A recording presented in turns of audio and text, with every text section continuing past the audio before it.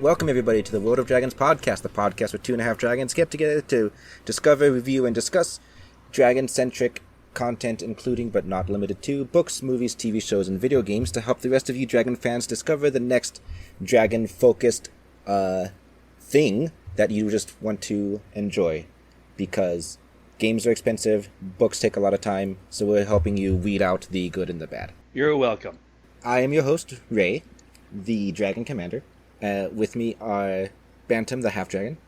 Hi. I guess I don't get to introduce myself. And Dilatan, the usurper. Oh, do you want to introduce yourself? Dilatan of the Scribe Empire. He's not a scribe. I would. Okay, first off, if I had to go for Star Control race, I'd be the squid people. The Muke? Role playing as Federation. Yeah, the Muke. Yeah. Seeing as this is our TS land and we're not doing space, then unfortunately no. But I am Bantam, the half dragon. Yay! Yay! And I'm Dilatan, the demon engine that's flying this whole ship. Oh, you want to be the demon engine? Dude, demon engine's awesome. You got rid of my ugly queen. In that case, I'm the pompous lizard emissary. General? I knew you'd Edmund? pick him. I fucking love him so much. He says jump, I say how high. You like it for his accent, don't you? I love when he starts. Dude, he's also the voice of Red Prince, and whoever that voice actor is fucking amazing. When he starts to respect you through the game, and he goes, Commander, like he forgot the word. Bantam just likes being looked down upon by lizards. I do. I want them to subjugate me. That's why I look down at him all the time. Yep, it makes me happy. It lets me know my place. So let's cue the audience in on what we're talking about. Ray, what are we reviewing today? This week we're reviewing... There's no Divinity. It is. Okay, Divinity Dragon Commander, which is a game made by Larian Studios, the guys who just finished making Baldur's Gate 3, which is it's so hot right now.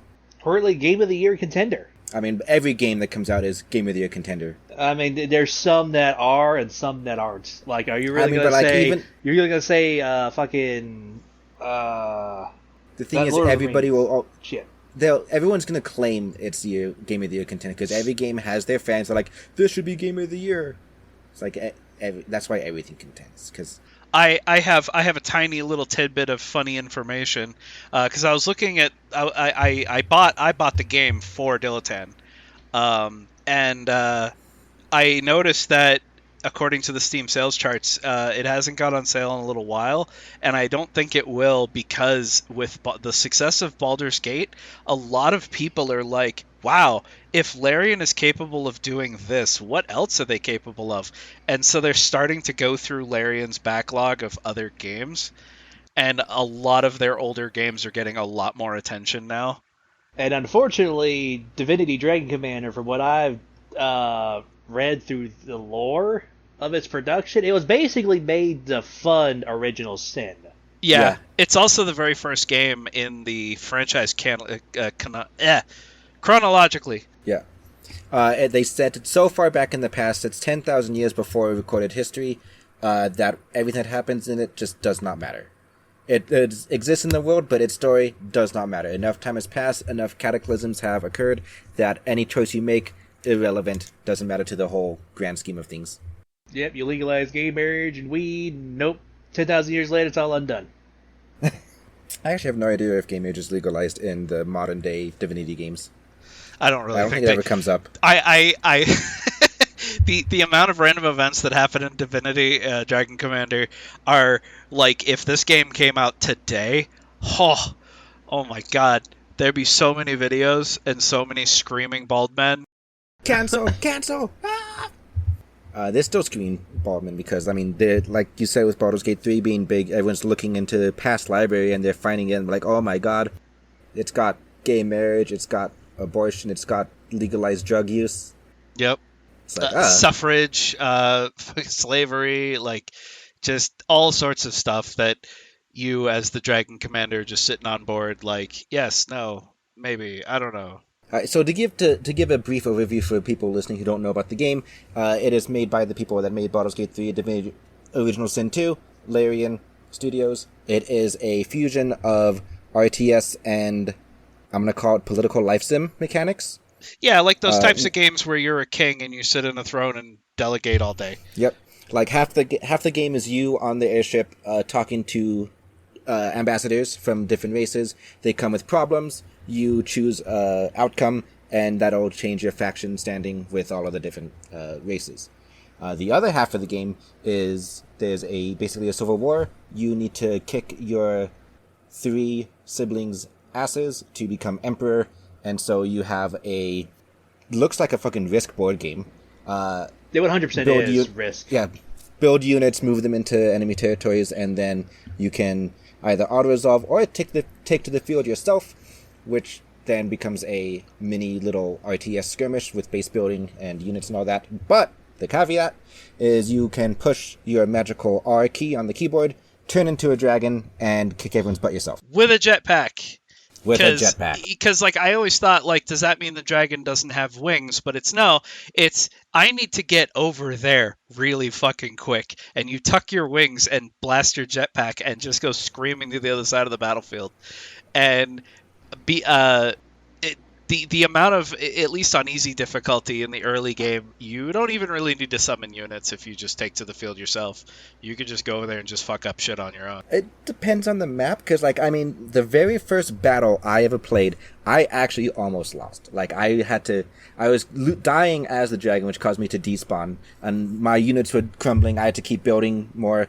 I got to the point where it said, hey, if you don't build any more units in 60 seconds, you're going to lose. And a bit further than that, I got to the point where my population was depleted, so I couldn't actually build any more units. It was real back and forth. I don't know what the heck happened that fight. Was it the one with the giant lake? I don't remember what the map layout was. I just know it was the first battle that I ever did on the map. But then, the next 30 battles after that were, so ungodly easy for me. Yeah. One of the things I noticed about the tech tree is that once you unlock the ability for your units to capture neutral bases, it becomes a lot easier. Up until that point, you're kind of stuck with the units you have and the one base you have that can produce. I think the first battle may have just been a really steep learning curve for me trying to control everything. Yeah, one thing, the controls are not really what you'd expect from a usual RTS. The camera does not feel like a traditional strategy camera. It feels like what you'd expect as a spectator when you die in, say, Counter-Strike or Call of Duty. It's so weirdly jank. Not to mention, every time I started the map, I was facing the fucking wall. I couldn't see a damn thing. Dude, the first 3 seconds of every battle, the most frantic. I'm trying to figure out, okay, where's the enemy base? Where do I need to send my units moving? Because my camera is facing some random direction. Yeah. Yeah, no, really. Also, we need to talk about the whole combat system, because that was frustrating. So we're gonna save the talk about the story, as much as it doesn't matter because it's 10,000 years in the past. We'll save the story for after the break, just in case people don't want to get spoiled. There really isn't much to spoil, but okay. It's gonna be an hour and a half of mechanics talk, and then 20 minutes of spoiled story talk at the very end. It's gonna be a really lopsided episode, but we'll save the story for later. Right now, let's talk about let's start with the controls, all right? Because the controls is my biggest complaint about the game. and see, this is why I'm happy to be a controller gamer, because I played this with controller and it worked fine. Does it have controller support? Yeah. The thing is, I can't imagine playing an RTS with controller. That sounds absolutely terrible. I played one RTS with a controller, and that was Army Men, and it was so basic it would work, but I cannot imagine Command and Conquer on a controller. It's not feasibly possible. It's not, even though they released Tiberium Dawn for N64 back in the day. Well, yeah, that's actually how I played Red Alert 1, was on the PlayStation 1. That can't be good. That can't be comfortable at all. Well, back in the day, little Dilettant didn't know how RTSs work. He just built a base and enjoyed building structures, and then one tank would roll up and be like, "Oh no!" and I restart. I think you misspoke there. You said Little Dilettant. I think you meant Lilitan. Lilitan. Little Tan. Lilitan. Little Prince Tan. Mini Tan. Baby Tan. Stop butchering Dilettant. It's so easy too. But I'm a baby. Okay, so correction, I'm stupid. I must have just not had a problem with this game because it does not have controller support, and I guess I did not use controller. I don't remember. I really don't. I thought I used You controller. also had difficulty so low you wouldn't have had any problems. Also, disclaimer: Bantam cheated. Disclaimer, I cheated. And here is the reason why. I am going to defend myself. No, hold on. First, before you defend yourself, we need a few seconds of shame him. Shame. Shame. Everybody in the audience, shame him. You can also shame him for $5 a month. In the audience stand. Shame. Here's the thing. I can't play RTS games. My brain is not built for real-time strategy. I can do strategy if it's turn-based. If okay, it's my turn, I'm going to move this unit here, and I'm going to make sure these two can flank attack or whatever. I am fine with strategy. I am not fine with micromanaging and going over here and doing this and going over here and doing this. I can't do it. I did play almost the entire first chapter without cheats. Once I got to the second map, I looked at the map and went, nope, and I cheated. All right, so a lot of people will be like, oh, you should never feel bad about cheating, enjoy the game the way you want to enjoy it. It's like, it's a single player game, who cares, and all that. It's like, fine, I acknowledge that, but as somebody who is supposed to be trying to review this game, particularly the gameplay, I feel like cheating is insincere to the audience when you're trying to... And my rebuttal... Even though you're bad at it, you should still give your opinions as somebody who's bad at it. And my rebuttal to when Ray mentioned that was, the alternative is I never got past the first map, and I don't review it because I didn't get to see anything. So when did you start cheating? As soon as I got to map 2. Okay, so you did play map 1 legit? Legit, yes. Okay, that's much better, because at least you did give it a try for the sake of mechanics. That's well, fine. because all of Chapter 1... I thought you cheated right out the gate. No, because all of Chapter 1 was pretty much a to B shot straight to the enemy capital. But then when map 2 started, and I can tell you the moment I started cheating. So when I started map 2, what I did not realize was the units that I had were already loaded up into transport ships in the sea, but they were super far away, because most RTSs or games like that, like let's say Civilization, when you go to end your turn, it'll say, hey, you have units that haven't moved. Do you want to go do that? And it will center on that unit. This game doesn't have that. So when I moved my troops that were on land, which I thought were the only troops that I had, because you have one territory on map 2, I was like, okay, end turn.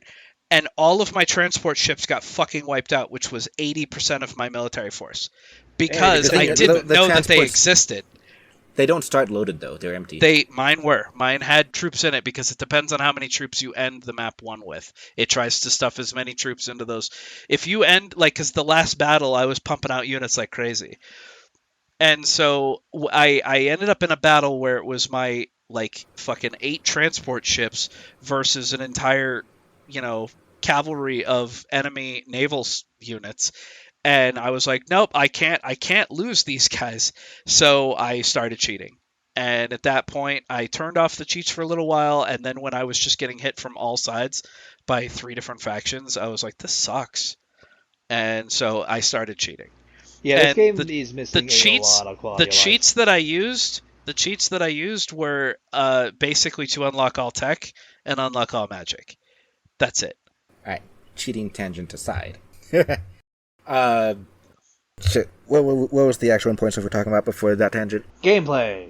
Control specifically. Right.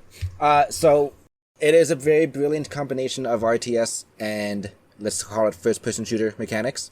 Wait, did you say brilliant combination? I feel like brilliant's it's a strong word, sir. I mean, it's fun. Look, how many times have you played an RTS and you're like, fuck these guys, my units suck, I'm gonna take care of them myself, and you just take to the field, backhand them like Sauron in the beginning of Lord of the Rings. It feels so good. Actually, twice before this one. And the thing is that to me is the superior RTS experience. There is a game, it's not exactly RTS, I guess, but any game where the mechanic is you need to put these units on the board and good job, but then they say, or you can take to the field yourself to shore up any weak points. There's a game that I always harass Ray over. Iron Brigade? It's ostensibly a tower defense game, but you also have a walking mech equipped with weapons, so you can just go shoot stuff yourself. I like games that let you just go, okay, I built my turrets, okay, I built my military units, I sent them to the destinations I want, now I get to take the field and fuck shit up myself. I love that. There's also a game that Urban Assault. When I first saw Dragon Commander, I was expecting it to be something on par with Urban Assault. And briefly, Urban Assault was something made back in 97, 98, very old RTS game. It's mostly based around vehicle combat. You spawn vehicles, you can send them out to go do shit, or you can jump into them yourself, which will give them enhanced stats, firepower, health. Basically, you become a one-man wrecking army, whatever type of vehicle you decide to do. Or you can jump out and command. But the best thing about it is that you can still control your fucking units while you're driving. So like I said, it's a brilliant combination of the two gameplays, with the exception of the controls. Trying to control your units while in dragon form is a major pain in the ass. It is possible, but you wouldn't know it. The idea is you can push F2 to select your entire army, which is never a good idea in any RTS. F3 to select everybody around you, which it's not very clear how far away around you is. Yeah, it gives the measurement in feet, but you don't really know the, I guess, the size? Yeah. And then F4 is everything around your cursor, which is a bit better, but trying to aim your cursor at the units you want to select while trying to dodge enemy fire is a pain in the butt. Yeah, the enemy likes to use grenadiers. It is worth mentioning that this game is 10 years old. I don't remember the state of RTSs 10 years ago, honestly. Yeah, but I feel like there's a lot of quality of life changes that if the game was made today, it would be so much better and would have none of these shortcomings. A lot of these shortcomings are just because it is an old game. Oh my god, it's literally 10 years old. Literally 10 years old. Literally came out August 6, 2013. The game is old enough that when you select your units, it's right-click to deselect rather than to move them, which feels so wrong to me. Get on your left-click classic controls. No, it's like Rave's right. I mean, like when I forget, I think it was the first Call of Duty game when they used dual analog sticks for moving and aiming, and everyone was like, "Oh, this is awful. Oh, who will ever like this?" Now it's the standard in first-person shooters. Who decided that was awful? Way back in the day before they had it. You know, you are the one exception from the Mr. D-pad camera controls. Yeah, probably. I mean, I did grow up playing fucking Sega Genesis and PlayStation 1, so... I did too. When I had more than 4 ranges of camera movement, it was a godsend. But yeah, so controlling your army is a pain in the butt. I found myself having to hop out of dragon form just to control my army. It would have been much better if there was like a button you could push, like when you're already dragon formed, have R instead of R despawn you. It just puts you into bird's eye view really fast and like slows time down to a crawl, so you can just issue orders to the mouse real fast, and then you can go back to being first person. Hell, they kind of already had that mechanic. If you dash, it slows down time. Yeah, that's what I was going to bring that up. Like, there's already time slowing mechanics. It wouldn't have been that hard to have that be how you control your army as well. You keep saying first person. I didn't know that. Are you sure you're not meaning third person? Over the shoulder, third person. Okay. Because I was like, if there was a first person, I probably would have used that. No, but then you couldn't look at how cool you look. Yeah, the funny thing is Ray doesn't remember having the option, which is entirely possible. They may have like added it later or whatever. But when I started up the game for the first time, I had never played it before. It gave me a choice of 3 different dragons. There was the box art dragon. That was also the concept art was posted in the audience stand.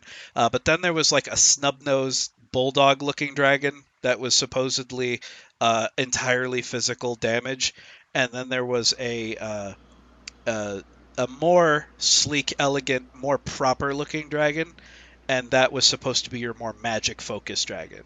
Yeah, you had your balance, your DPS, and your supports. Yeah, and I actually went supports. I went support only because I didn't like the face of the default dragon, and I fucking hated the face of the force dragon. Like, he looked ugly as shit. Oh yeah, I picked the magic dragon because I thought, like me, I'm like, I like magic. Being a dragon with magic, pretty cool. It gave me abilities that would buff my teammates' dragons, which is useless for this campaign, and was meant for the multiplayer, which is like, dude, come on. Don't give this to me as an option if it's going to be useless. I never noticed that. Wait, there was an ability that buffs other dragons? Are you sure it was the one that buffs your own units? It could do your units or other dragons, but it's like... In an RTS, buffing one single unit is not a big deal. It's like, why would I want to do that? It's much better to just have the 33% increased firepower. Well, I mean, other than that, though, it is great when you can just fire healing beams at your units. The healing beam was weak because it's a single unit again. The healing, turning your breath weapon into a healing breath weapon, that was really good, but there needs to be a way to turn it off when I'm done healing them. Oh, no, see, that's too quality of life. Oh, no, what happened was it cost you more units, recruits to fucking do it. That is something that's probably why you ran out of support so damn fast, right? Because every time you shifted in and out, it cost you 20 recruits. I know it does that if you die and then respawn. Does it? If you just turn it off, does it take your recruits too? I'm assuming yes, but I never actually paid attention. You played it a lot. Can you confirm? I assumed it didn't, or that if you willingly despawned, it refunded the units, like if you were selling a building. But I don't know. No. Once you activated the ability, it took the 40 units, and if you canceled it early, you did not get them back. See, that bigger reason why they need to be nicer on the controlling your army. But I will say, flying around as a dragon with a jetpack to destroy the enemy army is satisfying as all hell. Yeah, it really is, and I don't know too many other games that have done it well. And this game, it felt satisfying to fly over the enemy base. And... So personally, the dream fulfillment score, how well does this game fulfill the dream of getting to be a dragon? 5 out of 5, 10 out of 10, whatever scale we're using. Yeah. When I first heard the concept dragon with a jetpack, I'm like, does that mean that you're incapable of flying on your own? And it's like, no. It's like you can hover there and your wings flap. You can fly at a slow speed.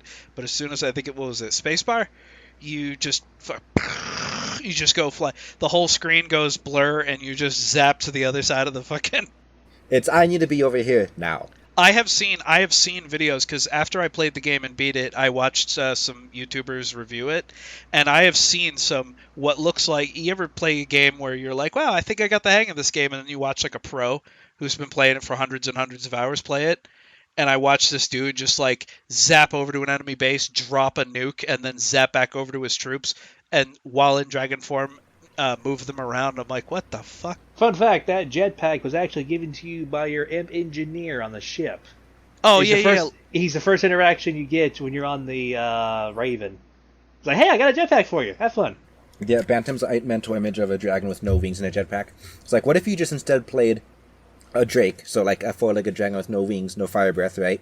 That's kind of just dangling by his back from the jetpack, flies around, lands, and you just melee the fuck out of everybody instead.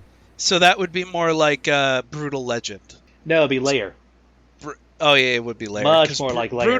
Brutal Legend was the other example I wanted to talk about. It mentioned where it has an RTS element to it, but after you're done organizing your troops, buying your troops, and sending your troops to where you want them to, you as the main character can literally drop down into the battlefield and just hack and slash and take care of stuff yourself.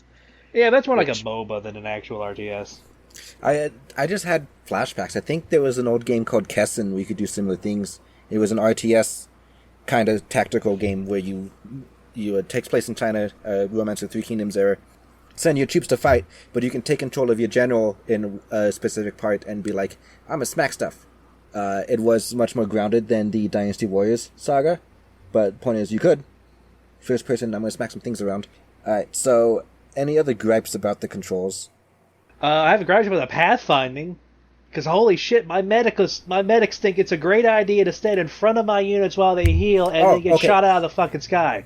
Yeah, I noticed that was a pain in the butt too. So the shamans, the medics, they behave fine when you tell everyone to just move here, build a line, hold the line kind of deal. But the second you do select all and attack location, they immediately just go, I'm going to go hover over on top of this spot here and just get shot. Not only that, but the enemies, they don't know what the Geneva Convention is and will go out of their way to target your medics. Every fucking time. Yeah, I mean, but that's good. They're doing a target acquisition properly. Yeah. Merc the cleric. I think the other reason why I didn't struggle in the first map, at all, was even though I had access to warlocks and shamans, I didn't use them at all. Because to me, that felt way too... Like, when I looked at the little unit sheet for it, and it said, weak against all. And I'm like... That's because it has no armament. Yeah, I'm like, well, I'm not going to use it then. And they're like, yeah, but it can do this and this and this. And I'm like, that's great. But you know what these ones can do? Fucking kill everything in their way. Yeah, so but I just they spammed... keep them alive so they can keep killing more. I mean, I just spammed hunters and troops and just deathballed everything and then would support it with my dragon. If I saw, I would send a huge deathball to the enemy camp, and if I saw a small column of like 5 or 6 units coming toward me, I would just assume dragon form and just wipe them out. And my troops wouldn't even miss a beat. Fine, I'll do it myself. Yeah. I'd be like, hey, go to the base. But what if the enemy comes? The enemy will not be coming. Don't worry. Yeah, in comparison to like StarCraft 2, their medics will link to other units and stick around them when you attack move. The problem with this is that they're not treated as like quote unquote medics. They're treated as actual units. So if you go to like attack move a location, they won't stop. Yeah, not even to heal. They just beeline it to where you tell them, and then complain that they're getting shot. Yeah, they're coded as any other unit, but with no weapons. Therefore, we must move into melee because you told us to move here. Exactly. The healing is a spell. It's a spell that they cast, and so it has to like go on cooldown or whatever. And so that's why it like codes weirdly. Speaking of spells, we need to talk about some of the broken shit the other units can do. Like the Warlock can goddamn polymorph. And the cooldown on that bitch is so fucking stupid. I didn't build any warlocks. What's the cooldown? The enemy did, and half my fucking army turned into goddamn beetles. I got beetled a bit, but I only had like one beetle. Like I guess I killed them before they did it too soon. But you're supposed to counter the warlocks with your purifying flames. Like the purifying flames actually reverse that? Not the healing one. There's another one that actually dispels debuffs and stuff. So you use that to remove the beetle as well as to remove the poison if they get the chem launching grenades or whatever. Well, I didn't do that because I wanted to try to micromanage my army. I didn't have time to be a dragon. But they rushed me with shamans, and I swear to God, half my army was just a beetle 90% of the time. And the cooldowns on some of these abilities is fucking stupid. It lasts for 44 seconds. The cooldown is like 52 seconds. Do you know what the warlock can't turn into a beetle? The dragon. The dragon. If you see warlocks just turn into the dragon and just fuck up the warlocks. I tried to play this from like a pure RTS standpoint. Well, that's your problem. That's where you failed. You forgot the cool part about being a fucking dragon. Yeah, getting shot down with a shit ton of missiles. Yeah, I remember we're talking about Diletan. Diletan, he can't fly, but he's got a jetpack. But Diletan is also not very combat effective. Here's the other thing that... Diletan is soft and squishy. The other thing that I think lended more to me having an easier time of it before I started cheating... By the way, there's always going to be an asterisk when I talk about difficulty for me. But, so, whatever. Before I started cheating. The thing is that I actually treated this game less like an RTS and more like a MOBA. I would send swarms of troops, like the cheap units, to the enemy base. They're like creeps, and the turrets would fire at them, and then I'd destroy the turrets. And then when that would have been great if it worked out that way, but for whatever reason, the AI against me would only ever build fucking anti-air, so like I couldn't soak them with my units. You know what? That makes sense, because there were a couple times where I was still getting pelted, even though my troops were beaten on their main base, and I'm like, where the fuck am I getting shot from? And it was a turret that you were also playing on an easier difficulty, but when you get close as your dragon, the AI shifts like almost on a dime to focus you and you. Which alone is fair. Imagine being a soldier in an army, like, oh my god, there's a dragon, get it! I mean, did you guys use strafe at all? I would strafe too many missiles to strafe. At that point, I was doing more strafing than actual fighting. Like at that point, the dragon form was useless. Yeah. Also, the missiles. Maybe it's just late game. Maybe there's an upgrade I didn't see, but the missiles started to home really hard to where even though I would strafe them, they would just turn and continue following me. It's like I could only shake them by like, even if I ran all the way back to my base, I think they would still follow me. That's just that's just missiles and RTS in general. That might actually be a difficulty thing because I didn't notice them homing at all. So maybe the difficulty ramps up their homing ability. There was also one time I tried to spacebar super speed zoom over the top of the enemy to get behind them, because like all their strong units were in the front, so like let me just go to the back and attack them from the back, so like, you know, pincer attack with my actual ground forces, right? And I immediately exploded because I zoomed through the missiles.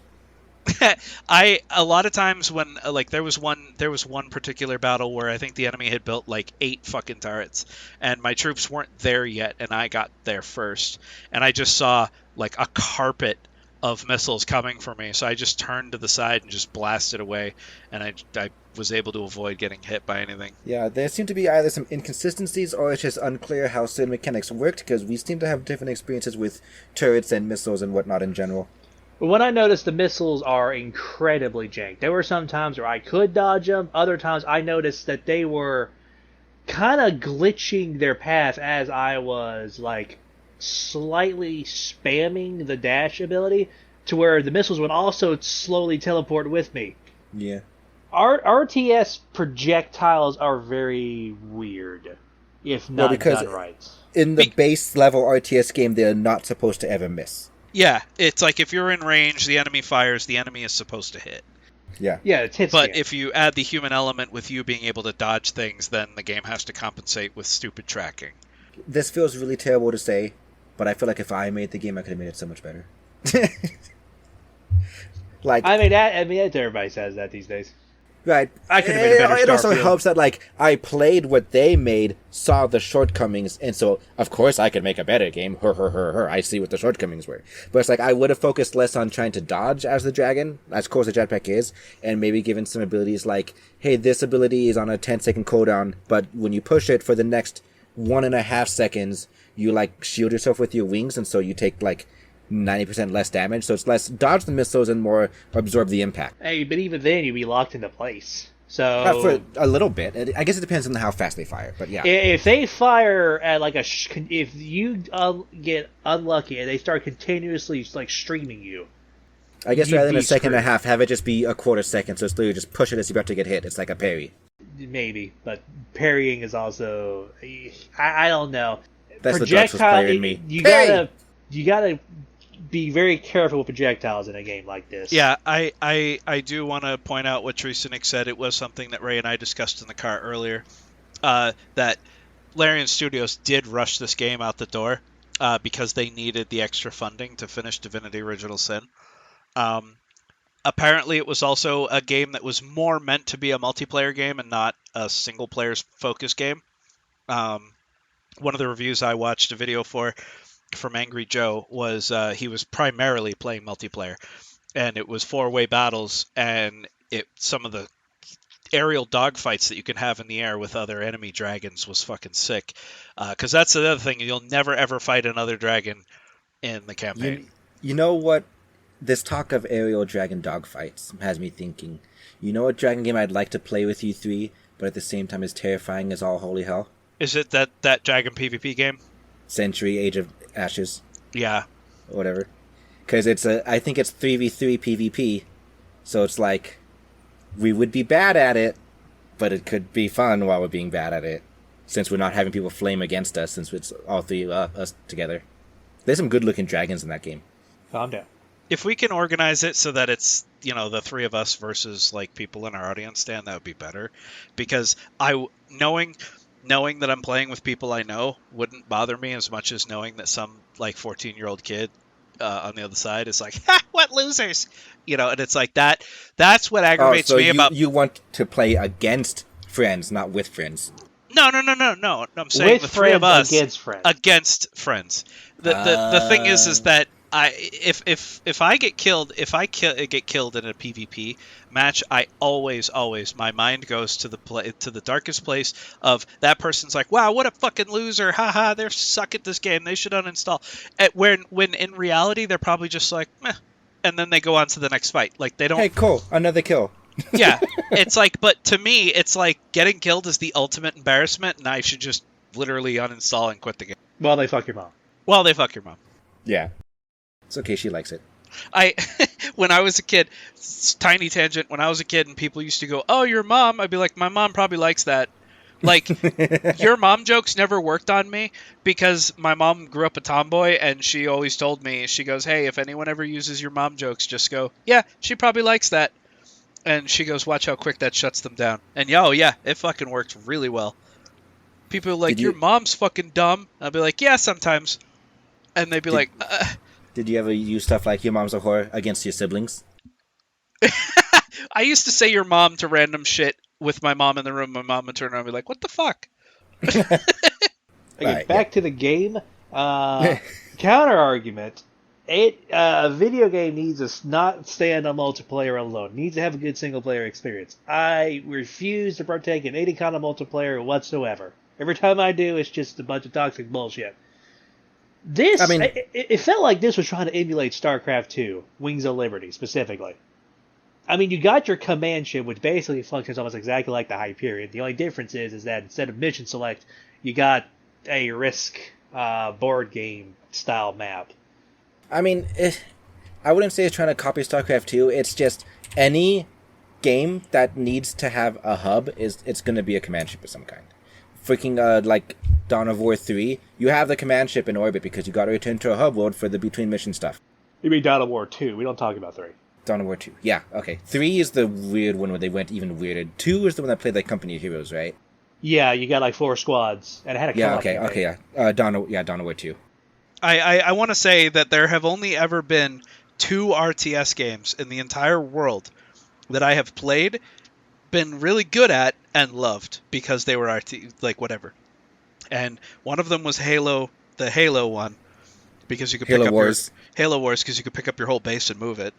And the other one was Brutal Legend. And the only reason I liked Brutal Legend was because the rest of the gameplay overpowered how fucking aggravating the RTS element was. Anybody who enjoys a quote RTS where your base is a single building that you can pack up and move is wrong and should never play RTSs again. You like a Command & Conquer 4 clone. It's not a clone. Halo Wars came out way before Command & Conquer 4. Listen. At this point, it's a Command & Conquer 4 clone. We don't talk about those types of RTSs. Sorry, man, I'm going to have to break up with you if you're going to like that kind of RTS game. Oh, well, alright. Halo Wars came out. RTSs need to have multiple buildings that do different things. Nope. Point is to have a base. If you build buildings, you collect resources, you build defenses. If you got one structure that does it all, 0 out of 10. It's like at that point you might as well just play an RTS where there is no base. You have the units that you just brought in with you, and once they're gone, they're gone. Stuff like Total War. Yeah, Command & Conquer came out a year after Halo Wars. Command & Conquer 4. No, I like one base. One base can generate all your resources, and you can just pump units out of it, and then if the enemy is like, there he is, you can just pick up your whole base and move it. Since we're just talking about other random RTSs, Dylan, I know about games where you could build a base, but only in these predetermined slots. Which I guess this one kind of technically was. So, it depends. Yeah, thinking about a Divinity Dragon Commander definitely was you can build your base, but only in predetermined slots. So, there was the only one I liked, kind of similar to this mechanic, is probably Star Wars Empire at War. You get planets and you get slots that you can insert buildings into that will pop up on the real RTS map, and also build points that you can put defenses on. I enjoyed that because it actually allowed some variability as far as buildings, but the difference is that the buildings start built and give you free garrisons, and it actually contributes more than what this did. This felt like it felt like it was trying to. It didn't want to mess with the actual building placement, so it was just try to. I don't know. But I hated it. I hated it so much. I want workers to build factories and line them up. I want like 10 on my front lines. One thing I will say is that sometimes it will kick you in the ass. My capital defense mission on the first campaign when I played it was stacked against me. One thing, there was the fact you start with pre-built factories, but that's all you got. The enemy had 2 more than I did. Because the slot where the capital was supposed to go on their side, they got extra factories. So I got outproduced, outclassed, and then the fuckers decided to come in and capture the mortar cannon right in front of my capital, turn it around, and use it to destroy my own building. And I was so fucking pissed. Okay, actually, the exact same thing happened to me, but in the opposite direction. There was one map where there was 2 neutral bases. I decided to focus on the one that was more advantageous, and the enemy moved to the one that was the other one that I couldn't get to. And so I immediately sent my dragon there, and I fucked up all their shit. They managed to build buildings, but they hadn't built turrets yet. And so I sent 2 or 3 little troopers down there, and because there were already buildings built, I took over the turret spots, and I built turrets and just let the turrets break the buildings. And I was like, yeah, whatever. If you're going to do base building, free placement. Now, I don't want this predetermined building slot bullshit. Because otherwise it just turns into Company of Heroes at that point. Yeah. Which I guess to a tangent, I do like Company of Heroes to an extent. I'm just not a fan of point holding and capturing. Point holding is fine. It adds some variance to it. Otherwise, it's just elimination all the time. It's like, destroy the base. It's cool. Now, have this one hold the location or whatever. Like, different victory types for different missions. Anyway, so, let's move from the talk on controls to mechanics, because Dileton has some thoughts on the card system.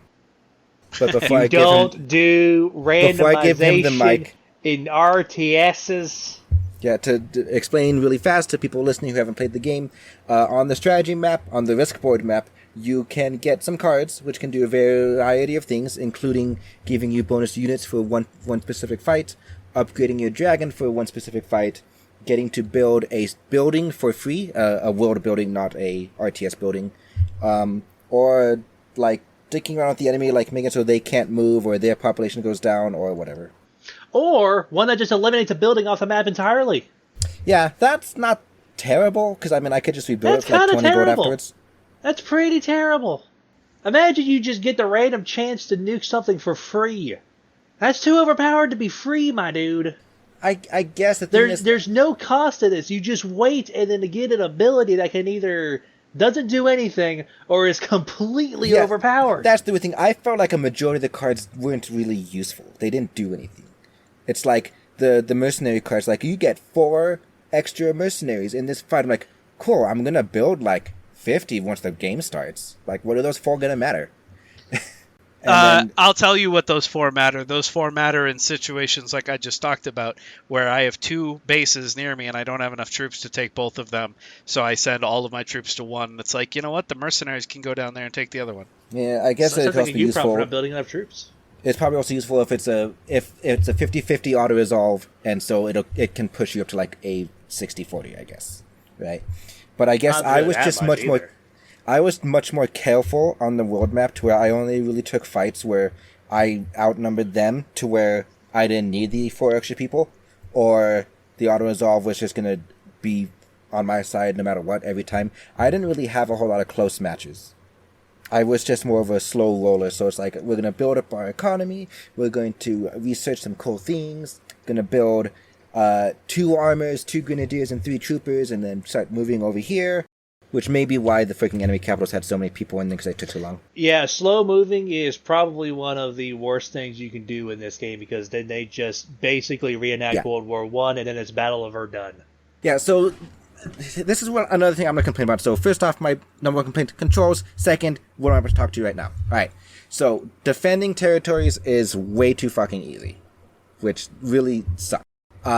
There's an entrenchment system, which is the longer you hold a territory, the more entrenchment you get, up to a cap of 100%, and that just basically means when you're defending, you increase your troops garrison there by the percent that your entrenchment has reached. So at 100%, which most enemy capitals are going to be, because they're the capital, it's going to double the troops there. Then also, there is no limit, there's no capacity, no cap, no max, whatever, of troops that can be in a given territory. So me doing my little slow roll, just wave of death across the entire continent, the computer is just building up just 2 or 3 a turn, units in their capital. But by the time I get to their capital, they've got 100 units in there. And trying to crack that thing is impossible. And then once you invade, they'll still build units while you're invading the territory. Yeah, but the thing is, they don't need to build units, because they'll just fucking bomb rush you and wipe you out with their 100 units for free. No, I'm talking about after you finish your turn and place the units in their territory thinking you've got a winning advantage, they still build more on the actual map. So Dilettant's talking about map logistics where you have your turn, you say, I'm going to move these units here, those units there, and I'm going to invade this territory with these units. And then you say, this is my movement, end turn, done, right? You would think that it would be locked in, this movement has happened. But the computer still gets to go, you see I see what you're doing, and instead, in response, I'm going to build 5 more units at this factory, move stuff from the neighboring territory into this one, and intercept your goddamn transports with my battleship. I'm like, that's not fair. No, it isn't. Every turn, your player turn should have your both movement and combat phase locked into that faction's turn, not globally. You put a global, you start adding some weird shit going around.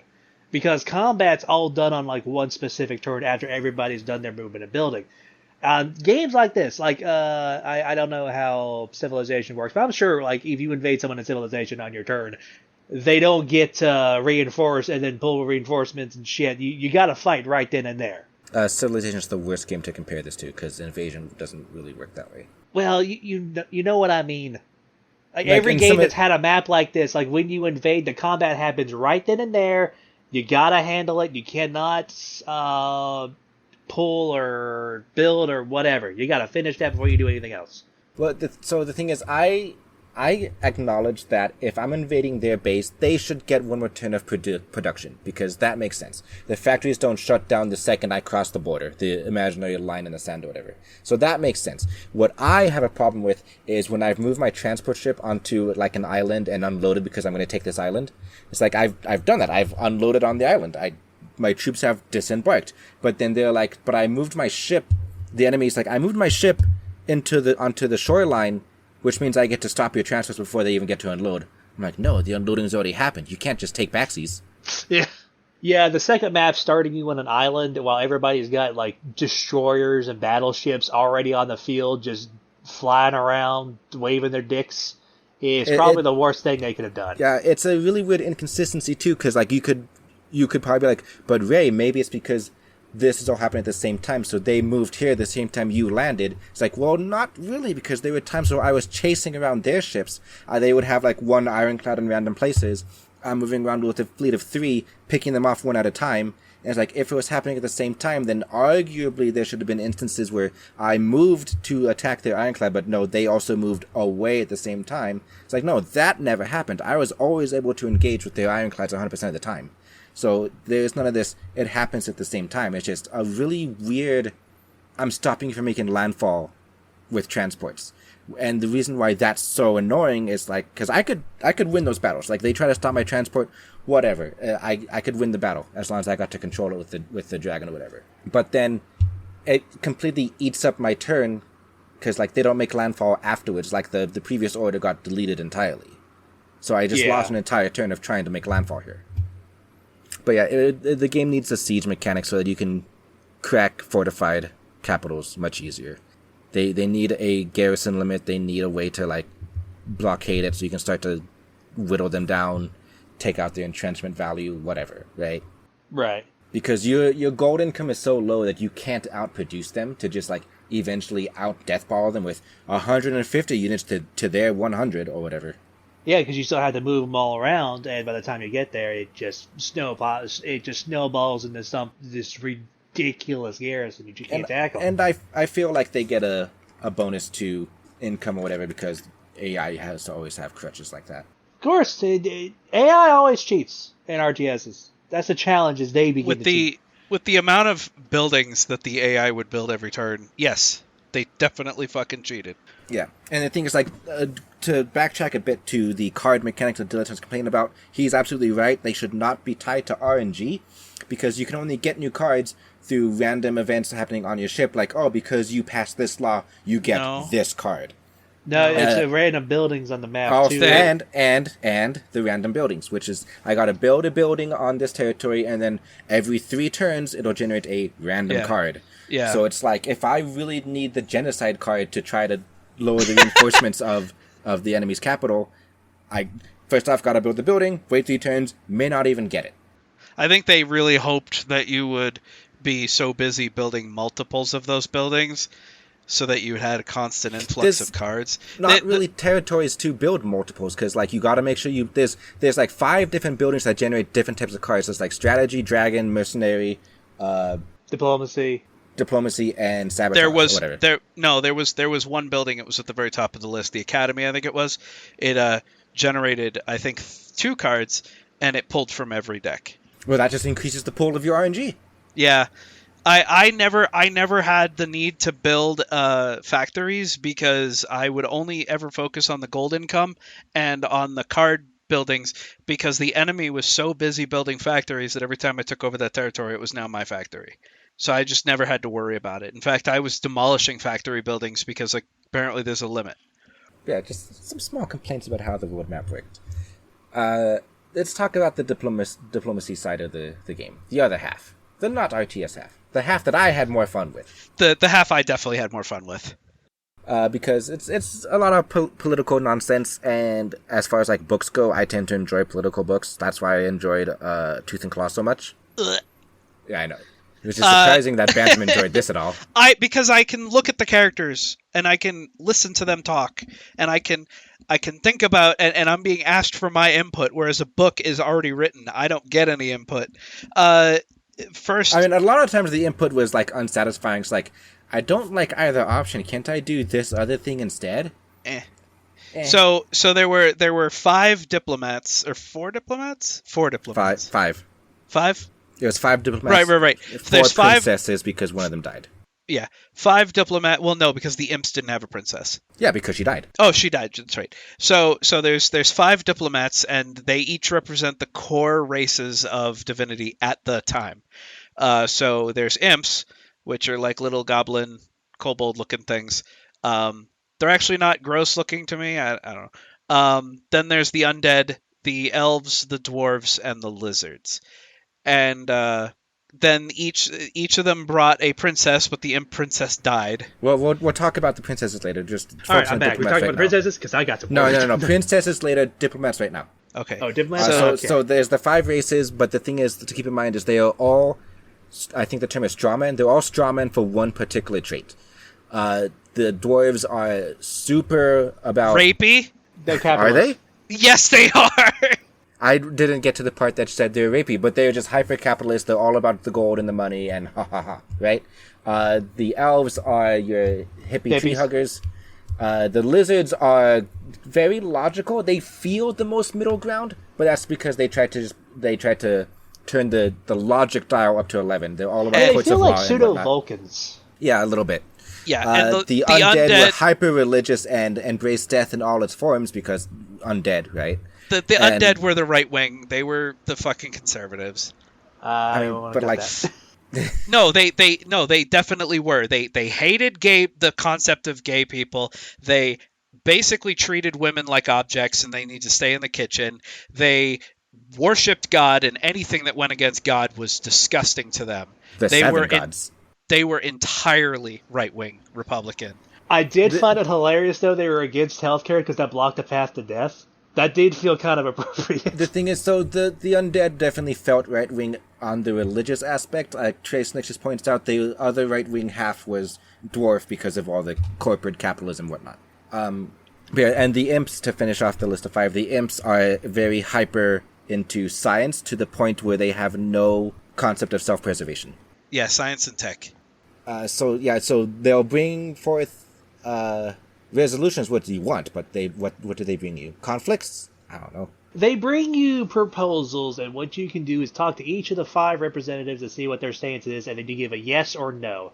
It's very one-dimensional. Yeah, it's very one-dimensional. A lot of times the yay or nay, neither one felt like what I would actually want to pick, so I just gotta pick the closest one. For example, like a resolution they could bring up to you would be, do you want to tax the church? The dwarf says we should tax the church because they have a whole lot of money and we should tax it because money, right? Right. The elf is like, no, don't do that because the churches make their money off of tithes from the citizens. So if you tax the church... donations, so the people have to pay for if you tax the church, who's really footing the bill after all? The undead say, how fucking dare you? The church is above these type of things. How dare you tax the 7 gods? Kind of deal. The lizard says, it's actually logical to tax the church because they do have such widespread coffers and they spend it on such frivolous things like who needs a cathedral that big kind of deal, right? And the imps are like, yeah, tax them because more money means more science gadgets. All right, so I didn't get that event, and I got the event that you were like, wait, really? Because the event that I got was a dwarven noble. Really? You didn't get tax the churches? No. Are they random? I thought they was. They're random. I thought they were set. Like you always get this one first, and this, no, and this. No, the first major event I got was a dwarven noble raped a chambermaid, or like a maid or of some kind. Yeah, I never got that. And I was asked whether I sided with the maid or I sided with the noble.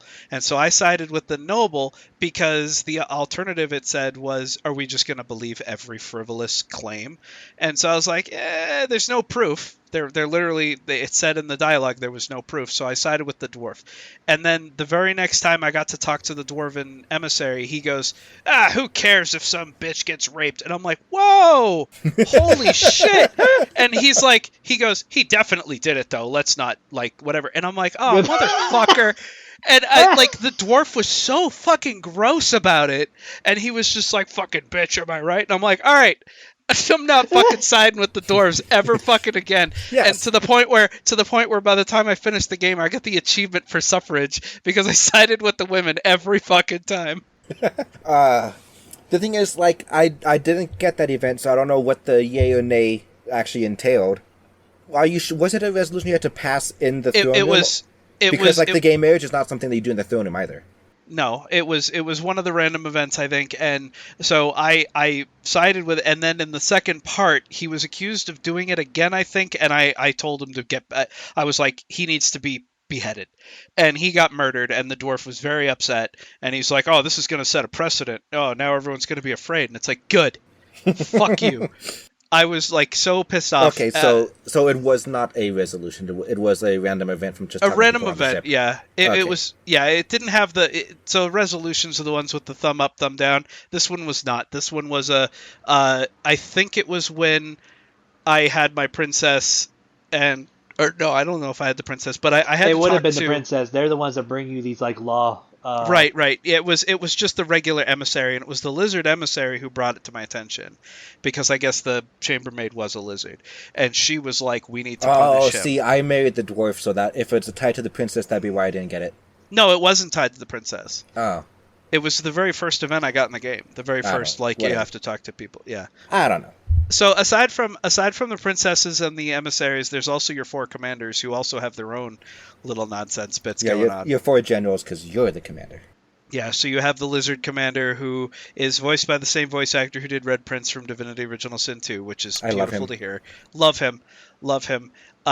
He initially can't stand the mere sight of you.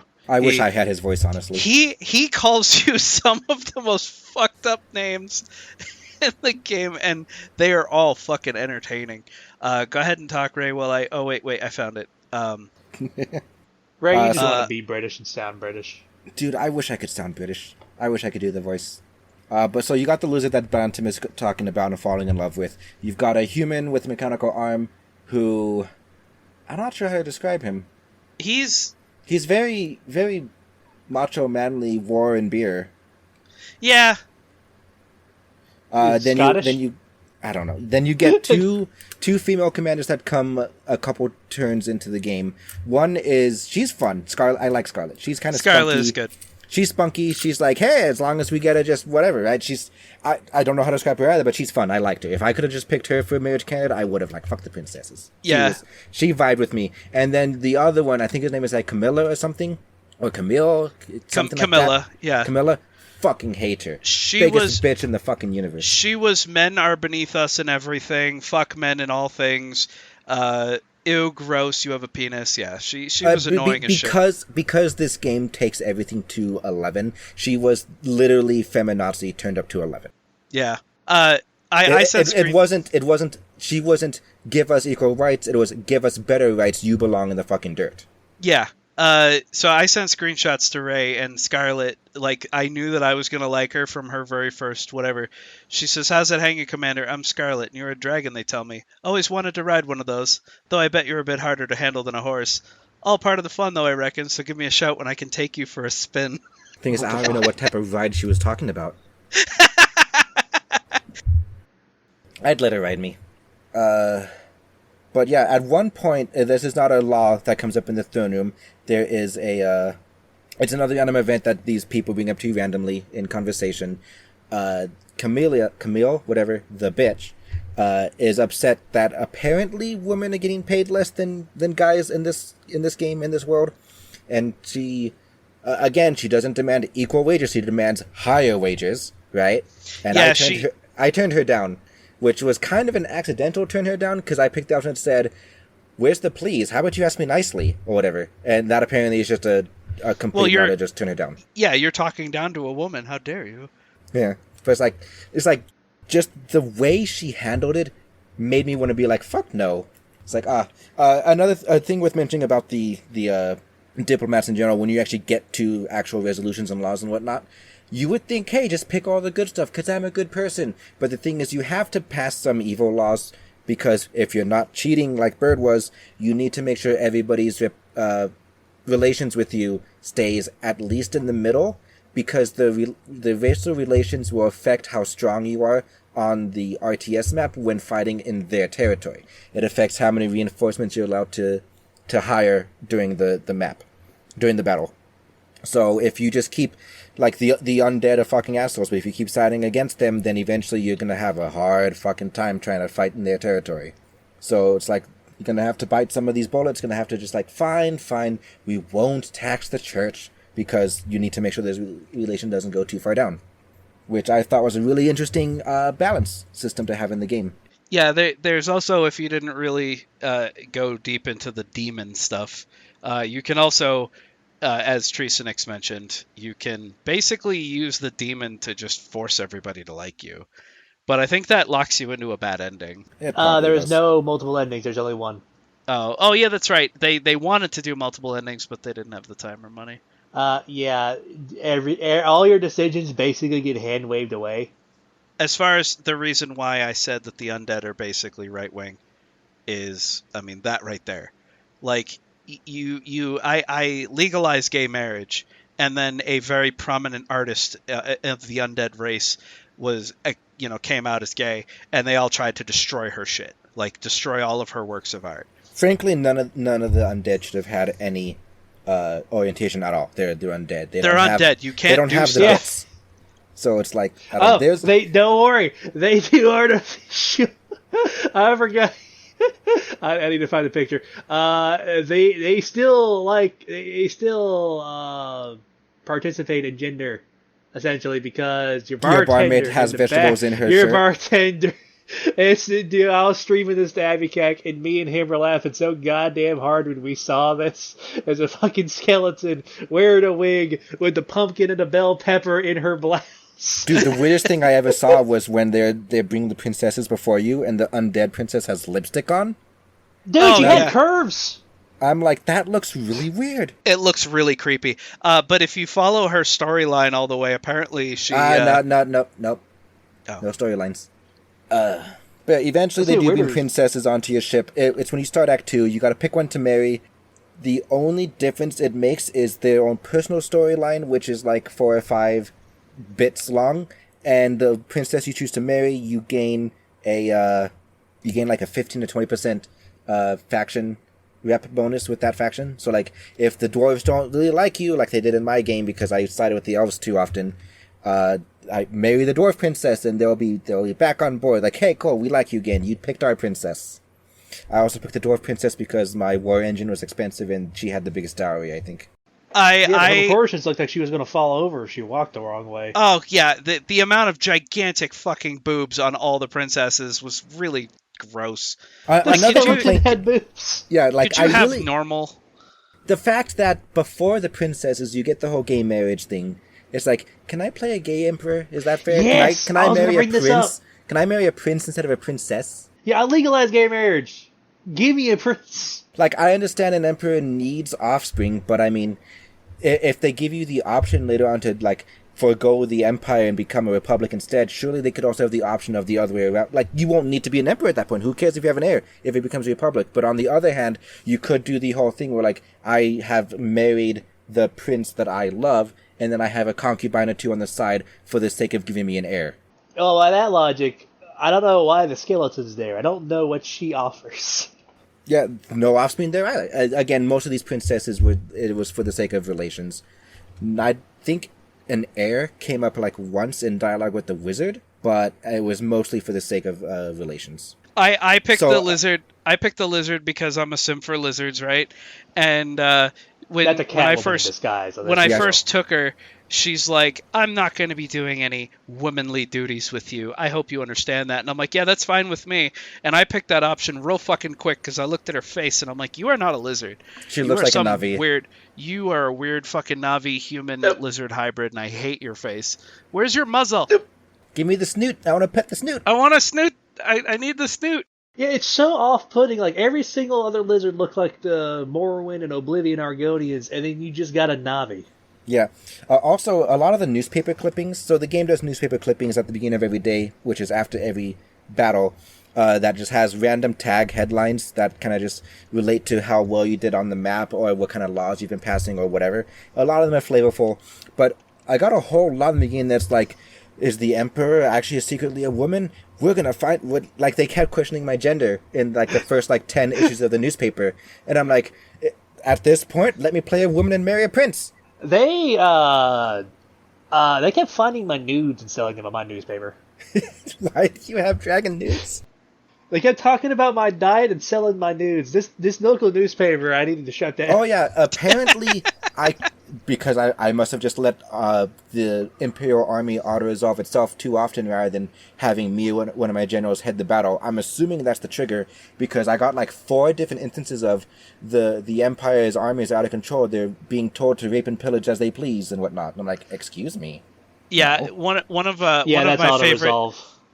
my favorite newspaper clippings was after I said that the women should get paid, equal or more or whatever. It said, "Men and women have equal wages. Quote, hope they get a concussion slamming through that glass ceiling," shouts Sir Silverstein. So the thing is, the writing in this game was funny as shit. If it wasn't going to hurt the RTS aspect, because you need to make sure everything stays balanced, if it wasn't going to hurt the RTS aspect, I would have loved to do a playthrough of, I'm just going to pick the most vile, evil, imperialistic, fascist things I can possibly do, just to see what happens, because just to get some of these flavor texts and whatnot. Like, undead religion, all the way. Women, no rights, shame. Just see what happens. I tried to be progressive as hell and ended up pissing off the dwarves and the undead. You're too progressive, man. Rein it in a bit. Gotta legalize the elf weed, my man. I got the achievement, dude. Yeah, I got that one too. I think literally the only one against it was the undead. No, the dwarf was too. Never mind. Yeah, because it makes everybody lazy. Yeah, there's a couple of achievements based on certain laws that you may or may not pass. Yeah, the imps were all for it after a very lengthy study where it took their scientists months to write down their results because and go they're all through all high. the snacks. Yeah. I will give Larian, they may not be good at RTS games, but they are still aces at writings. Because while I was doing the ship and all the diplomacy, it did have me laughing. Me and Advocac were just cracking up a storm.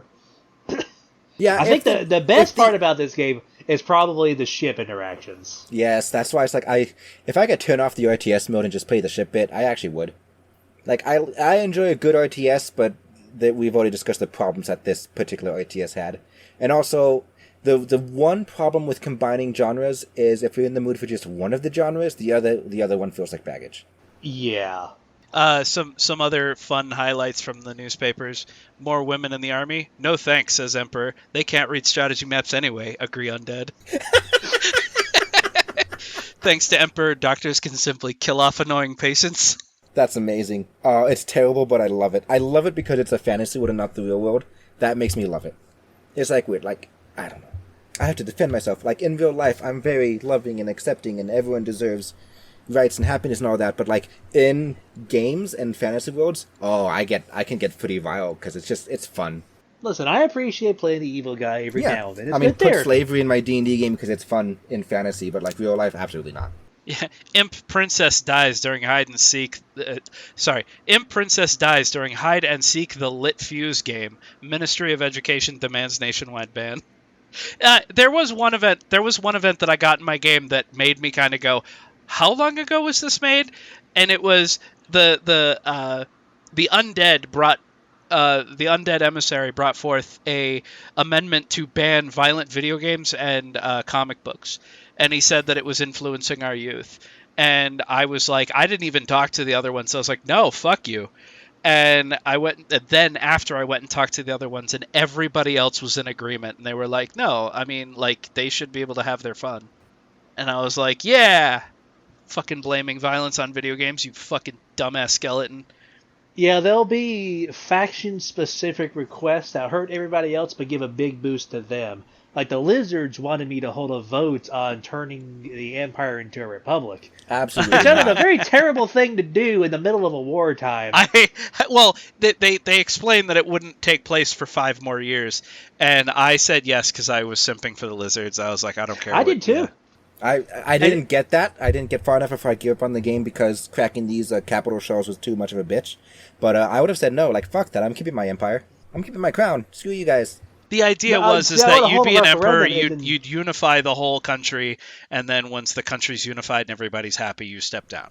Yeah, no, I want to stay a dictator, thank you. Well, you hold a referendum, and then go from emperor to el presidente and rig all the elections. And you're good. So everybody's happy. It's time to play Tropico. Such a good game. The last thing I want to talk about, me specifically, if you guys have something, that's fine, but the last thing I want to talk about before we get into the very small spoilage section is the aesthetic. The fact that even though it's 10,000 years before recorded history, we have all these technologies and an airship, and it's very steampunky. Like that, the imp, it just drips steampunk. I don't really like the steampunk aesthetic. It's not the aesthetic for me. I don't like the idea of 10,000 years in the past, we had amazing marvels of technology, but they're all gone now. Listen, I'll explain that in the spoiler section. I will explain that in the spoiler section as well.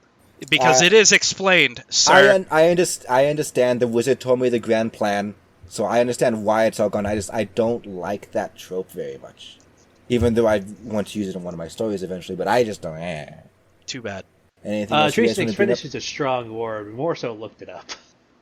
Phantom finished it. I didn't. I kind of the same problem Ray had.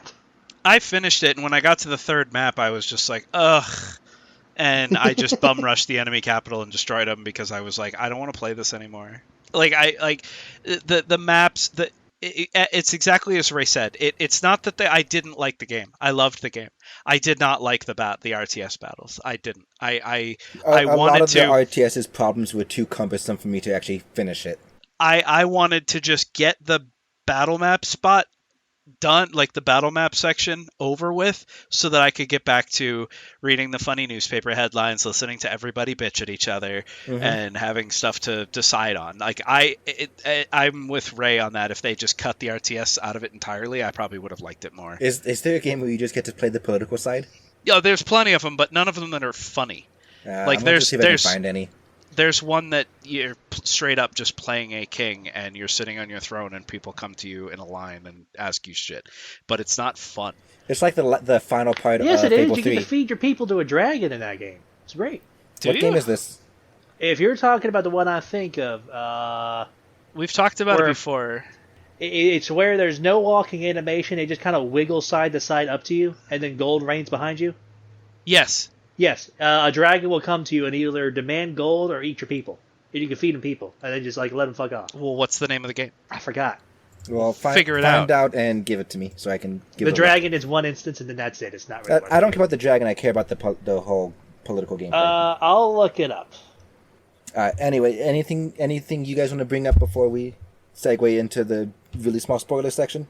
Not that I can think of, because I think the demon engine's going to go into spoilers. Yeah. Wizard. Spoiler. Alright, so to close this out real fast, this is usually done in the first 20 minutes, but tangents ahoy. 0 out of 5 stars, and would you live here? Which is mostly what we do for books, but I feel like it can work for games too.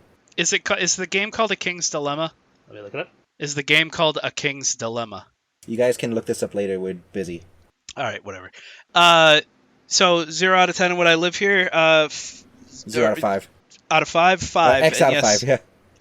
5, and yes, I would live here because lizards exist. And dragons, apparently.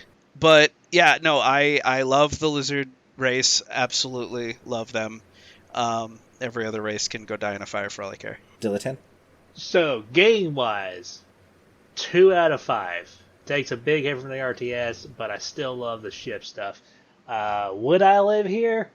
Probably not. I'm going to agree with Dilettante. I'd say 2 out of 5 because a lot of the shortcomings are really dreadful shortcomings. I don't think there's a whole lot, but the ones that exist are big fucking deals. Freaking trying to control your units, card RNG, entrenchment being too strong or whatever. And then I would not live here just because I guess it's not special enough. Like, it's Also, I don't like the idea of 10,000 years in the past with all these random machinery things. It's like there are better worlds to be a dragon in. Alright, so gonna take a brief break. Pretty close to the end of the show, but whatever. Musical numbers are fun. And then we'll talk about the story, the very, very short story, and some of the late game decisions that like the princesses and whatnot. Oh god, the princesses. Which I know nothing about except the lizard one.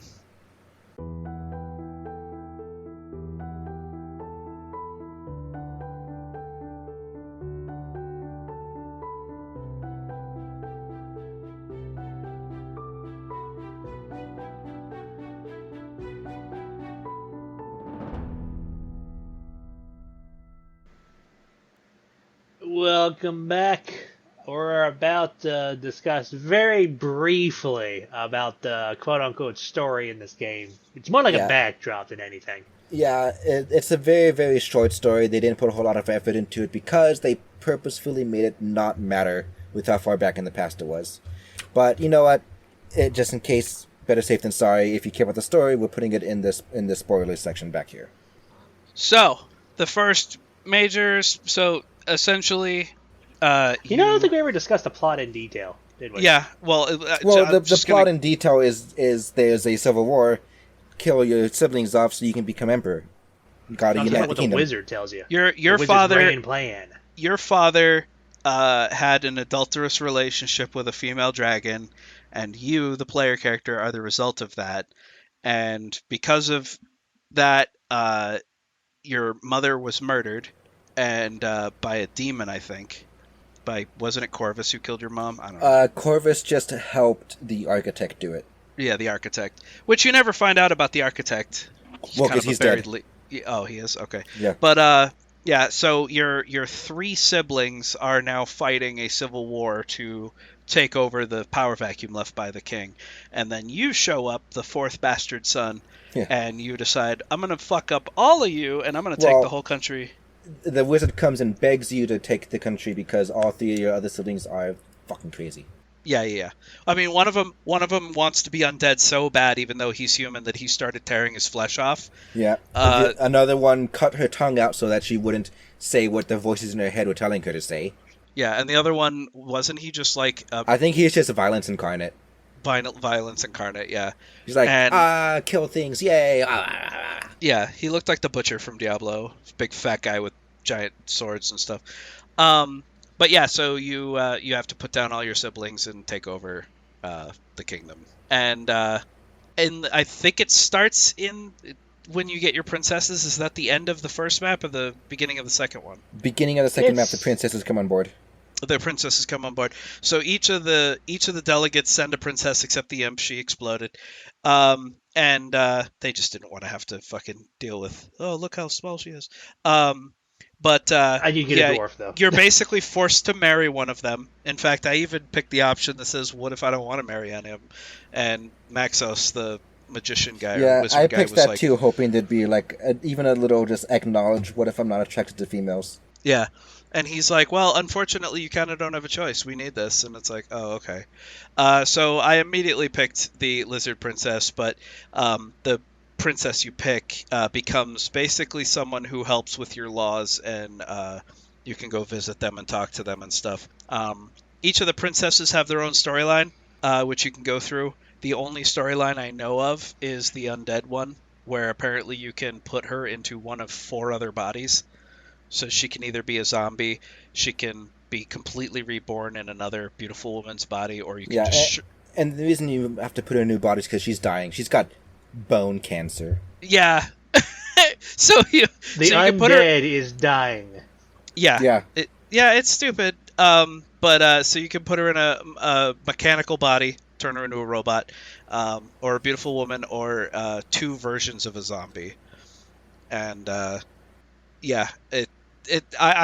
kind of want to like watch videos on it later and figure out like what does the undead emissary think of that? Like, aren't you guys like really happy to be skeletons? Because Well, they're anti-life. I know that, so he'd probably hate it.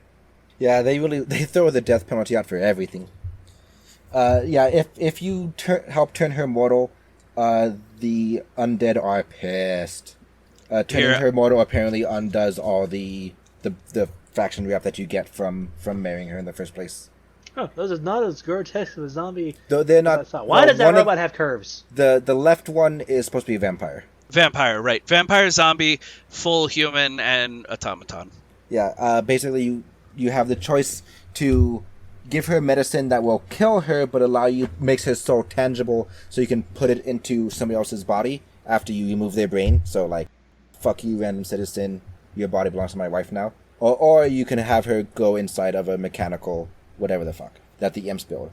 After you turn her into a human, she then says that, hey, I just realized I'm mortal and I can die, and that's terrifying, so I summoned a demon to make a deal with him so I can live forever. Should I go through with it or not? And that's how you choose between human and vampire. I don't know which choices lead to zombie. I think it might be imp. It's just if they're gonna build her a body, they're gonna build it out of flesh or build it out of metal. I'm assuming that's the different. I'm looking at screenshots here, and it looks like the undead princess got the most fleshed out backstory, because every other princess has an alternate outfit, and that's if you complete their story, and that's it. Just one alternate outfit. Yeah, the dwarf only wants to marry you because she's trying to get away from her abusive father, who actually all the other dwarves hate. So when you marry her, you can try to, like, the dwarven king wants to raise taxes. You can, like, say, no, you're not allowed to, but he does it anyway, so then you send your spies to steal his black book, and now he's freaking out because all his little secrets are going to come out, and you'll get the choice to assassinate him later on or not. The elf princess, I don't know a lot about her. I think she's just all about free love, and she'll, like, sleep with other people if you let her. It sounds like a dirty elf. Yeah. It's funny throughout most of the game, most of the choices that I was making where I was simping for the elves also really made for the lizards, also made the elves really happy. Yeah, I sided with the elves a lot because I enjoy the idea of, hey, the planet is precious, let's not destroy it with technology and stuff. So yeah, we're good. Okay. And a lot of the decisions that didn't have to do with the natural world, stuff like, are we going to tax these people? Are we going to have government health care? And are we going to... Blah, blah, blah, blah. I picked the stuff that to me logically made sense, like, well, if we do this thing, then I can exploit people another way. Like, if I pay for their health care, they can get back to work and keep my economy going, right? It's not because I want to be nice to the people, it's because I want to get them back to work. Who's the last princess? Oh, the lizard princess. Her storyline, you guys can go more into detail. I understand it's just she's a judge, and so she just comes through with a lot of the cases that you gotta help weigh in on. Yeah, that's basically it. I didn't finish her story, but I got pretty close, I think, because the choices kept... But, like, she'd come to me with something that seemed small and insignificant, and it was over some treason or something like that, and she would give her opinion and I would either agree with it or disagree with it, but ultimately I got to make the decisions and she'd enact them or whatever, and then she would tell me why that was the correct... It seemed like no matter what you picked, she would say, I feel like in the letter of the law that was the correct choice, and it's like, all right. It kind of didn't really... I don't really know if any of my choices were making a difference, so... No, not with the ending. I actually wanted to try to go all evil to get the demon ending. So the first moment I got, I fed my princess to my ship's engine, the Corvus demon. Yeah, what is the, quote, power he gives you if you do that? I don't know. You don't know? Because he never gave it to me. I talked to him and he said, I can do this, this, or that. I'm like, none of it. He gives you cards. So bullshit. God damn it. Cards. I should mention, like, one of the biggest plot points is that after you apparently cleave through your siblings pretty fucking quick, because by the time you're done with map 2, you've killed them all. And so start on map 3, the demon escapes and he brings them back to life. he brings them all back to life, and he, on top of that, he's buffed them, and the demon is pissed that you managed to do all this so quickly, which has nothing to do with how fast you actually do it. It's just once you get to map 3, the demon's pissed, revives them all, and buffs them like crazy. And apparently, if you try to go for the quote-unquote evil ending that doesn't exist, thinking there are multiple endings, and help the demon out, you just made Act 3 that much harder by basically making the demon stronger by helping them. Yeah. So, artificial hard mode, let's go. Yeah. The one thing I will say, though, is after you beat the game, and you've defeated everybody, and they do the whole, yay, talk to everyone on the ship before we destroy everything related to it, you can go down to the ship and talk to Corvus, and Corvus is like a whimpering little puppy, and he's like, I'm powerless.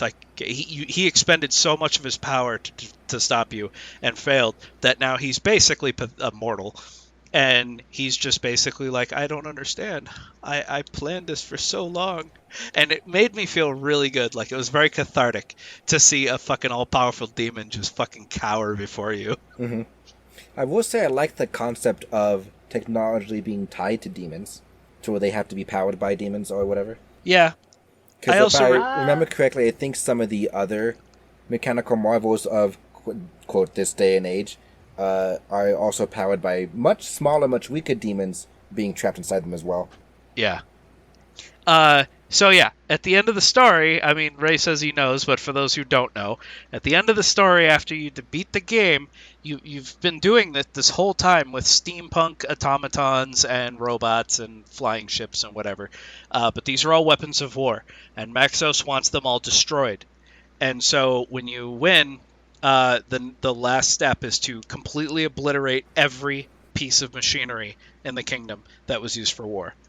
So all the mechs, all the boats, all the planes, all of them get blown up and destroyed, broken to pieces, so they'll never be used again.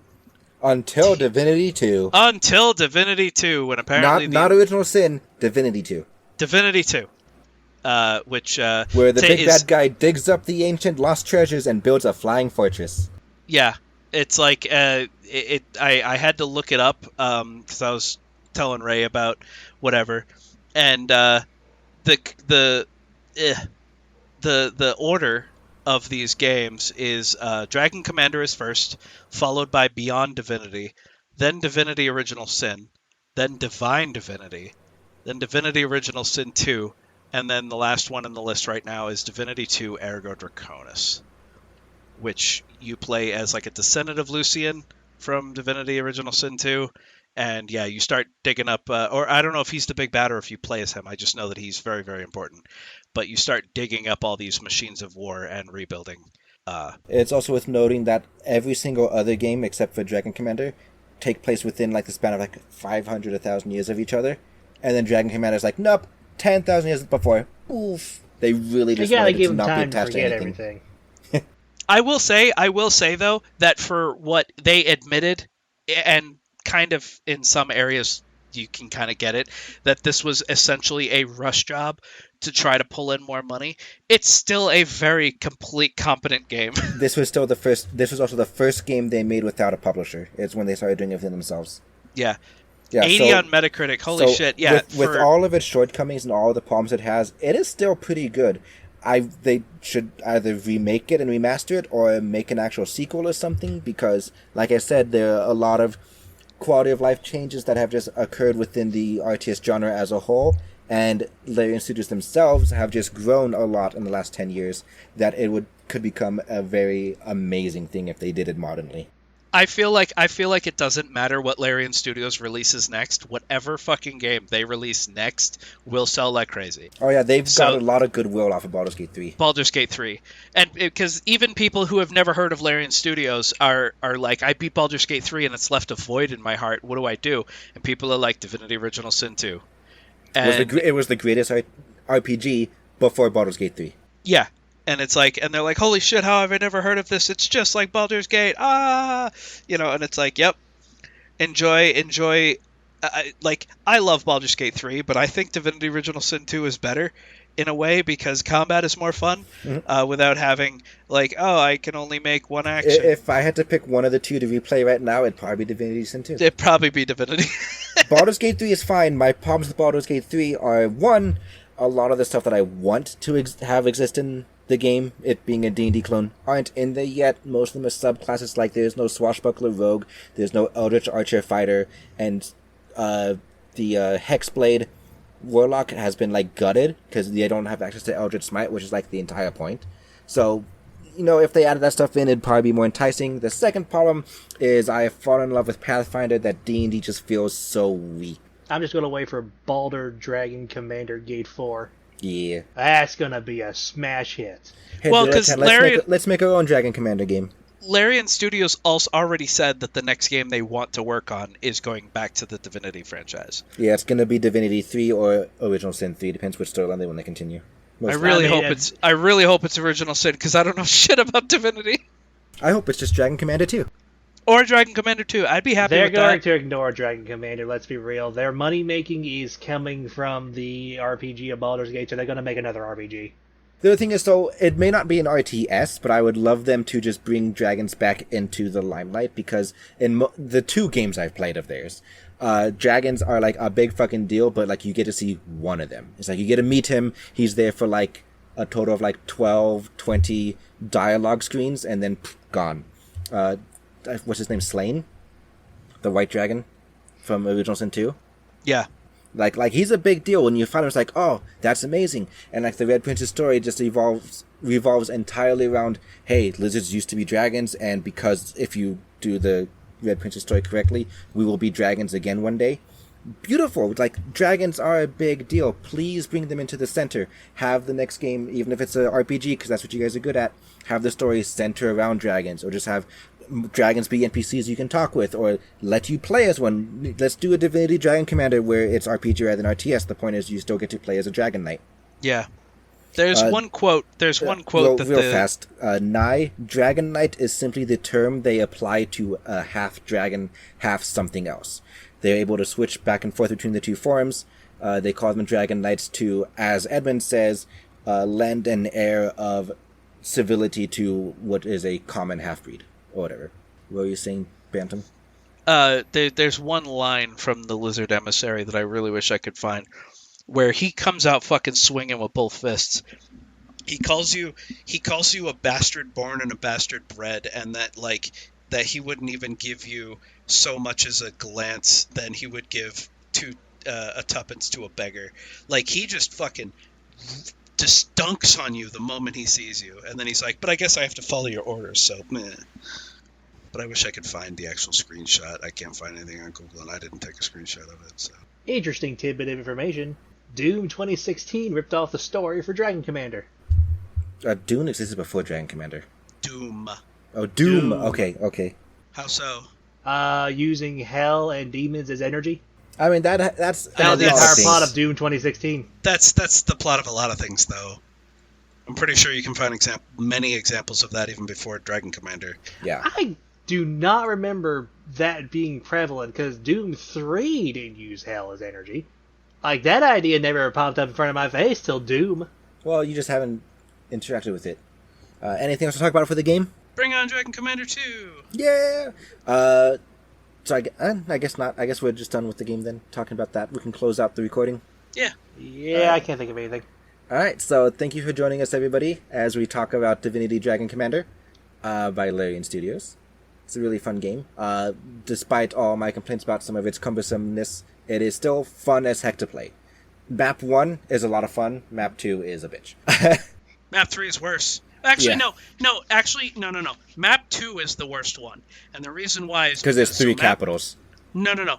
Map 1 is relatively linear. It's relatively small, too. But it's a half circle going up, right? Map 2 is a giant open continent where you can be attacked because it has the rotating map thing where if you go to all the way to the left, you wraps around. Map 2 is really fucking hard because you're getting attacked from every fucking angle. Map 3 is really fucking easy because it's almost a straight shot to the final bad guy. Trace Nix calls Map 3 the Burnout map, which, Yeah, I agree. That tends to be a trend with Larian games. I tend to love map 1, sometimes map 2, and map 3 I'm like, ugh, no more. It happened that way in Divinity Original 2. I love Fort Joy. I can deal with Reaper's Coast, but oh my god, I don't want to deal with Arcs and whatever the fuck the other map is called. And then in one right before Arcs, which is just basically the little jungle. Yeah, I love Fort Joy now. Yes, I did. He loves Fort Joy. I could draw Fort Joy from fucking memory. Yeah, and then Baldur's Gate 3, I love the first map, the overworld, but the second I get to the Underdark, I'm like, I don't have to deal with this. And then by the time I get to Baldur's Gate, the city, I'm like, fuck this, no. I will say that that Ray and Ray was like, don't ever go past our 2-player game or our 4-player game, whatever, in your solo game, and that's all that matters. You can go play your single-player game. But once we got to Baldur's Gate, he changed that. He was like, yeah, you can go ahead, I don't care. Like, Baldur's Gate is so frustrating with how big the fucking city is. Too many NPCs. I don't have to... If it was, like, a bit more of a gamified RPG to where, like, important NPCs had little exclamation points above their head, it'd be better. But, like, they don't. So there's so much stuff hiding among the populace, and I just don't want to deal with it. Yeah, I started running around Baldur's Gate trying to pick stuff up and figure out what's going on so that I could help cater the experience a little bit easier for Ray. And it's like every NPC was like integral to the plot for some fucking reason. I walked into a tiny little door underneath a stairwell, and it went into a fucking cobbler's shop or a leather worker's shop who happened to be the goddamn parents of one of the big bads, who are mind controlled, and there was this whole fucking quest with it, and I'm like, what the fuck? Like, in every city block that I walked through, it was like I was being attacked by fucking Sahagin or ninjas or fucking cultists, and it's like, what is happening? I'm walking through the fucking city. Yeah. Alright, so, like, yeah, again, as I was saying, thank you for joining us. Go play the game. It's fun. Real quick, Bantam, where can they find us? If they want to get in contact with us, if they want to suggest new things, if they want to tell us how we're wrong and our opinions suck. Unfortunately, they can't. They can't. If they want to disagree with us, we don't actually have any social medias or anything. But if you want to agree with us, we have a Twitter. It's @officialwadpod. We have an email at wadpodcastmail@gmail.com, and a Patreon at patreon.com/World of Dragons podcast. And our Discord would be linked in the show notes. Because Discord links suck. But if you hate us, you can find us on www.x. Alright. I also want to give a special shout out to our VIP level patrons, Tricenix, Comrade, and Kazin. Thank you guys for making this easier. Server costs, material cost, race sanity cost. There's like 3 episodes before this one that I still need to edit. That's how, like, I've been about editing. Editing is hard. I don't recall anybody saying anything too off the wall. I don't think you really need to edit this one. Maybe. This is probably one of our spiciest episodes. Well, it's spicy by nature of being a political game, so they have to just deal with it. The thing is, like, the last couple I've put out, I have very minorly edited. Like, I didn't listen to the episode to, like, delete the ums and the whatnot. I scrubbed through it really, really fast, like in 10 minutes, just to see where there's a very big gap for where we have, like, massive silences. But it's like, you know what, I might just, the sneezing remained, as Terrence said. I left that actually, Dilettante sneeze attack, I left it in on purpose. I could tell because it was funny. It was funny. I could tell from the spikes in the audio that something was happening here. That one got left in on purpose because it was hilarious. No, it wasn't. Not for me. But yeah. It was fun for us. Point is, editing sucks. So I'm sorry that I've been kind of slow on it. But, you know, thank you guys. Your support actually makes it easier and kind of like is the kick in the butt that keeps me doing it rather than just like fading away into obscurity. It's you guys that helped keeping us do this. Oh my god, that sentence sucked. It's you guys that helped us keep doing this for 2 years and still going. Yeah, because I had to buy 2 copies of Dragon Commander so that Dilettante and I play it, and that was like $65. Yep. If we're taking the risk on good or bad games to help you decide if it's worth the money for it, that's still a cost we have to front. But yeah. Alright, anyway, next episode. There is no next episode. Bamboozled. Show's over. We've covered everything dragon related. Yeah, Goodbye. So here's Ray and I were discussing this, and while Dilettante's here, we can discuss it with him. Do we want to stop recording? No. We're going to make this public so that people listening understand. So, we are going to be taking a break for 1 month from the podcast. Asterisk. Come back to that in a second. Because we're going to attempt to do Draco which is our take on NaNoWriMo. We're doing it in October rather than November, because November is the worst possible month you could do it in, I swear to God. Yeah. And so I've put a stop to the podcast. I put a stop to my D&D game. I'm going to not visit my family for the 1 month. I'm going to, very sorry, but I'll make it up to them in November, because I'm just trying to get rid of all distractions. Mentally draining responsibilities. So that I can try to dedicate my full attention to actually going through with a NaNoWriMo, basically. So here's what he mentioned to me, and I don't know if this plan has changed, because I asked him, I said, should I pause the Patreon? Yeah, right, yeah. So the asterisk I said I'm going to come back to is, first off, because I'm 3 episodes behind on editing, you guys may not notice a lack in recording, but regardless of that, I did have the idea that we still meet up for podcast recording. They'll be like really short, like 30, 40 minutes. We won't be covering any content because we're not going to have anything to be read, played, or watched. Instead, we'll just sit down and talk about, hey, this is what I've been writing. This is an idea I came up with. Here's a little passage. I'm going to read it for you. Tell me what you think. Like a little writing group. Live reading. I'm all for everything but live reading. Listen, it's just as embarrassing for me. So we're all going to suffer through it together. It may not be full-on live reading, because, that could cause the recording to go very long. It may just be like, hey, here's like 2 paragraphs that I'm really proud of. I just want to share with people. Both of you do seem I'm going to be proud of paragraphs. Yeah, whatever. But point is we're just going to meet together. We're just going to meet and just have like a little powwow and talk and record and, there's a good chance, like I'll send Bantam, and maybe you, Dylan, if you want to help. Here's what I wrote. It'll be an actual writing group. The way writing group works is I write something, and then I give it to you guys. You read it, and then you tell me what you thought of it. I would do the same for you, of course, but that's kind of what we could do. It would help keep each other accountable for actually sticking to it, as well as just feedback, just to help iron out any wrinkles that we have. Like Bantam could say, hey, Ray, I was confused at this point because this wasn't explained very well, and then I could fix that in my second draft. Dilettante, do you want to participate in DracoWriMo with us? I will do what I can, but I cannot promise anything. Alright, so Dilettante's going to try. So NaNoWriMo naturally is 50,000 words. That's the goal that people usually do for NaNoWriMo, like the widely accepted default. But of course, you can do your own goals. My goal is going to be 30,000 because that's 1,000 a day. That just feels nicer, and it's being an easier goal. It's giving myself some slack. Dilettante, if you want, your goal can be 2,000.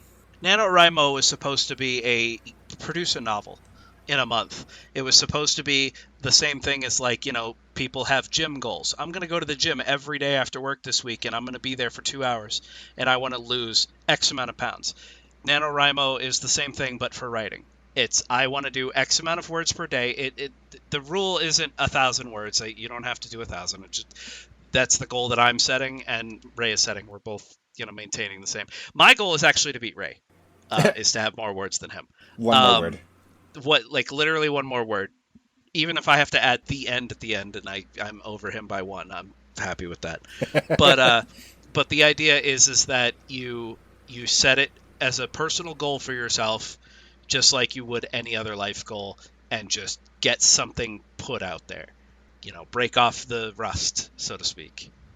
Industry standard novel length is I think 80,000, so even the default 50,000 is not complete a book in a month. It's complete a first draft, a rough draft.